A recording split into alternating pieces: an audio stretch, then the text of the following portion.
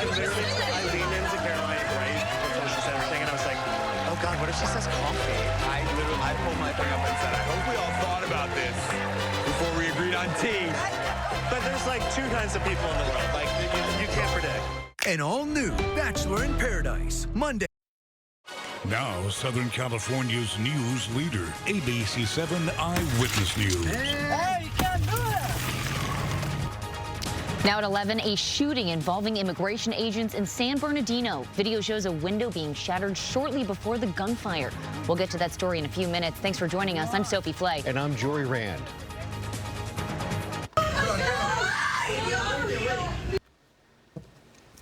But first, several immigration raids taking place today in Anaheim. This one at a car wash, another at a Home Depot. A man was taken near Euclid Car Wash at Euclid near La Palma Avenue. This is the third time this car wash has seen federal agent activity since early July.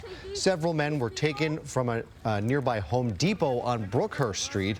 There have been a number of raids at that location as well. People opposing President Trump's immigration policy protesting today's actions. Patrol your neighborhood and establish a base by your Home Depot, because Trump's not going to stop anytime soon. We can vote as much as we can, but we're not going to vote this type of culture away. It's all a reflection of what Trump's administration wants to do to the working class. I encourage everyone to go start a hub by your Home Depot and be vigilant of who's there. The city of Anaheim says it is not involved in federal immigration enforcement and is not notified about any operations. New at 11, dramatic video showing a big rig car carrier catching fire on the 5 freeway in Sylmar. Yeah, take a look. Shutting down all southbound lanes for hours. Several Teslas were on the truck at the time. The fire started around 5:35 tonight, just north of Balboa Boulevard. It took almost 4 hours to put out all the flames. The driver was able to get out safely. Crews say they had to shut down all lanes due to toxic smoke from the fire. The truck route lanes on the 5 and 14 are still closed. And in Glendora, 10 people injured after a violent 3-car crash on the 210 freeway. 6 of those people were rushed to the hospital in critical condition, including a child. This is video posted to the Citizen app. This happened just before 7 tonight on the westbound 210 at Lone Hill Avenue. The cause of this crash now under investigation. New video showing the terrifying moments a car plows straight into a home in Downey. Video showing debris flying as the car slams into the family home. One woman is dead and another seriously hurt. Eyewitness News reporter Elena Gomez joining us live from Downey tonight with the latest on the investigation. Elena. Yeah, tonight we've seen family and friends visiting this home throughout the afternoon, and now you can see the aftermath after that car crashed into that home. The walls boarded up there. After that crash, it killed a 73-year-old woman and a 24-year-old woman was injured. Tonight, surveillance video from neighbors shows the moments that a 24-year-old driver from Maywood drove straight into a Downey family's home around 2:30 this morning. Downey police say a 73-year-old woman was killed and a 24-year-old woman was taken to a trauma center for her injuries after that crash. All of this happened in the 9500 block of Gallatin Road in Downey, a street that dead ends into a cul-de-sac. Video captured early this morning shows a car completely inside that house with debris on top of it. You can see several emergency responders arriving to help. The home is now boarded up to cover that large hole that the driver created.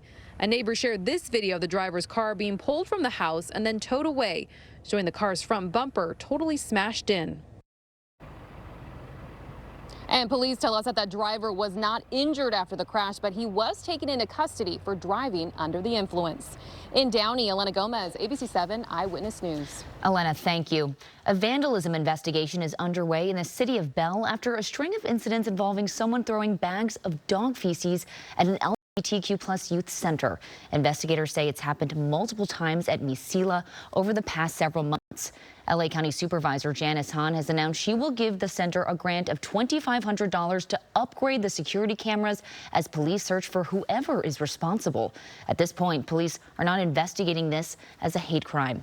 The Latino Equality Alliance has released a statement saying, in part, they are calling in our neighbors, city leaders, and all members of the Bell community to stand together, speak out, and make clear that attacks on LGBTQ+ youth, their spaces, and their safety will never be tolerated. Every young person deserves to feel safe, supported, and celebrated in their community.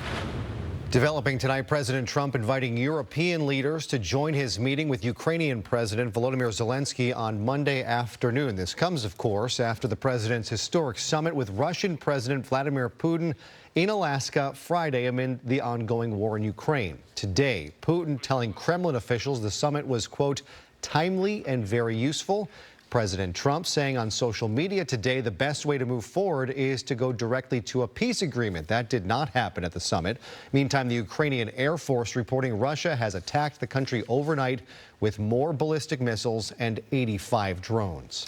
Now back to that story on the shooting involving immigration agents. Tonight, we're hearing from one of the people inside that vehicle when it happened. There are still a lot of unanswered questions about what led up to this shooting. Eyewitness News reporter Annabelle Munoz is in San Bernardino with the latest. Martin says he was working with his father-in-law and 18-year-old son-in-law this morning when their vehicle was suddenly surrounded by unmarked cars and masked men. They hopped out with their pistols already drawn. Then they proceeded to ask us to lower the window and open the doors. Martin stresses they asked, but masked agents did not identify themselves. They stay in the locked car as agents insist they come out. Moments later, they shatter 2 windows. Hey, you can't do that! Once the glasses were shattered, my father-in-law feared for his life from his perspective, and so I guess the car was already in drive, so he drove the vehicle away from where those agents were at. 3 gunshots can be heard. Thank God the bullets didn't go through the truck. They just got stuck into the door. But they were aimed at my brother-in-law, who was in the passenger front. The family sought the help of San Bernardino police, who arrived at their home. We made a report with them. They told us FBI wasn't going to contact with us. They say instead it turned into an hours-long standoff with several federal agencies showing up at their home.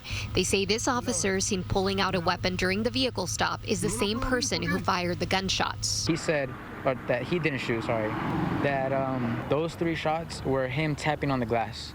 But we have bullet holes in the side of the vehicle now. The Department of Homeland Security released a statement saying in part that during a vehicle stop, a subject refused to exit his vehicle and tried to run CBP officers down, saying he struck 2 officers with his vehicle, and that one officer had to discharge his firearm in self-defense. The video we reviewed does not show the driver trying to run the officers down. The agency did not answer our questions about why the driver was stopped or whether the agents had an administrative or judicial warrant. Community groups are calling for accountability. It seems there's to be like a lot of impunity, and this might be again one of the cases where we can bring forward to courts and say this is what's happening, right? When you let loose an administration and an agency to just basically create their own rules. Annabelle Munoz, ABC 7 Eyewitness News. Annabelle, thank you.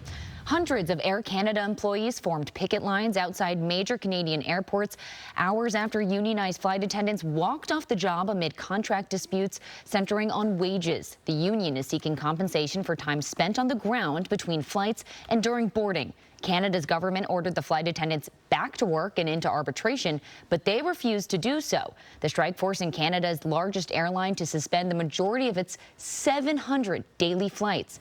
Meanwhile, flights out of LAX are being impacted by the Air Canada flight attendant strike. So far, 12 Air Canada flights have been canceled. Today, the Air Canada terminal appeared to get progressively emptier at LAX. We spoke to passengers. Some didn't know their flight was canceled until they arrived at the airport.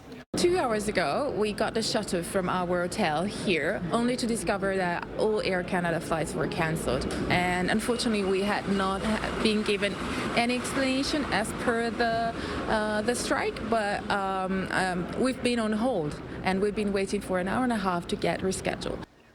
If your flight is canceled, Air Canada says do not go to the airport as rebooking capacity will be limited because of the peak summer travel season.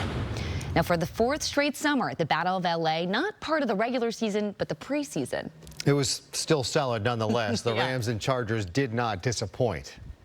Stetson identifies. Deep drop off play action. Wings one down the numbers. That's a touchdown. Oh, my goodness. Stetson would be Stetson Bennett. Once again showed he's taking to the speed of the NFL game. He was solid again in his third season in the pros. That 38-yard touchdown pass to close out the third quarter, his second of the day, gave the Rams a 2-point lead. But a punt return for the Chargers put the other team from LA up. Stetson Bennett, though, strong, leading the Rams on a game-winning touchdown drive late to secure, once again, another Rams victory, winning 23-22. With more from SoFi Stadium, here's Rob Fugazaki and Roland Williams.